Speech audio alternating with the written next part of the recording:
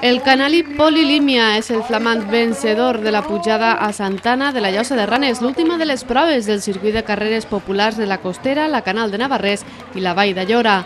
L'atleta ha guanyat amb un temps de 30 minuts i 57 segons, seguit de Carlos Borredal, independent de l'Alcúdia de Crespins, que ha creuat per meta després d'un recorregut de 9 quilòmetres fets en 31 minuts i 35 segons, de la mà de Joaquín Badenes, que s'ha convertit en el vencedor absolut del circuit i en el tercer d'esta prova.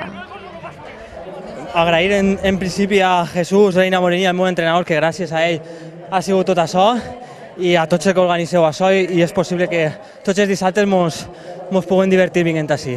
Així tinguem a Jesús Reina, que ell és el meu entrenador, un gran atleta de la Comunitat Valenciana. Bueno, este chico va en progresión, este chico tiene un futuro muy bueno. Lo llevo entrenando hace 5 meses y lleva una progresión buenísima.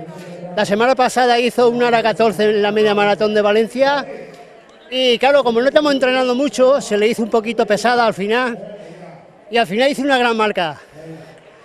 A ver si el año que viene intentamos que haga una hora 12 por ahí. Pel que fa a les xiques, Cristina Chorro de l'Alcúdia ha sigut la primera en entrar per meta amb un temps de 38 minuts i 21 segons. En segona posició, Sílvia Sarrión, del Club d'Atletisme Xàtiva, amb un temps de 40 minuts i 46 segons. La tercera en entrar per meta ha sigut Maripaz Lozano, del Club d'Atletisme La Tortuga d'Algemesí, que ha fet un temps de 44 minuts i 28 segons. La guanyadora absoluta del circuit és Sílvia Sarrión, una veterana molt coneguda a les nostres terres que porta 4 anys seguits guanyant este circuit. Esta cursa, que recorre un tram urbà i finalment ascendeix fins l'ermita de Santana, ha estat enguany multitudinària, amb més de 200 corredors. Finalment han sigut 190 els que l'han acabada, l'últim amb un temps d'una hora, 1 minut i 57 segons. Tant els ràpids com els més resagats coincideixen en la duresa d'una prova emblemàtica dins del circuit.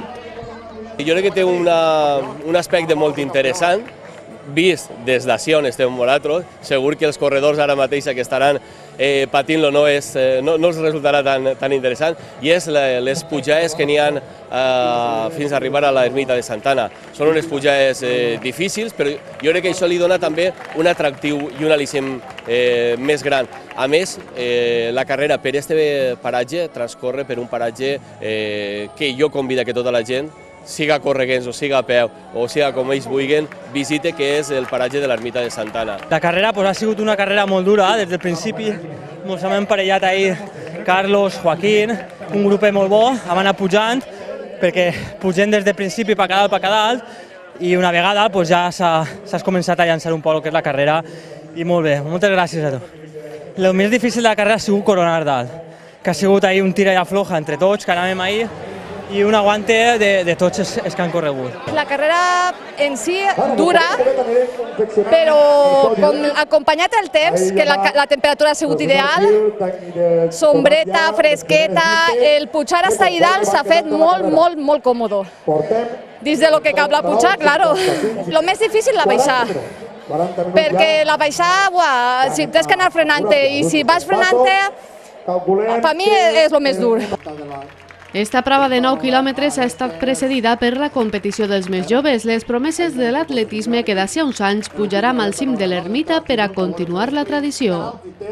Jo crec que en aquest circuit, com molt bé has dit, estem fomentant l'esport, i crec que és una aposta que els responsables polítics i tots els que col·laborem per fer esta gran carrera, aquest gran circuit, és una aposta que mereix la pena intentar posar en marxa aquestes carreres, i que en cada un dels nostres pobles, a més, que estem donant-los a conèixer, estem fomentant la pràctica de l'esport saludable, que crec que és, en definitiva, el més important que estem fent avui.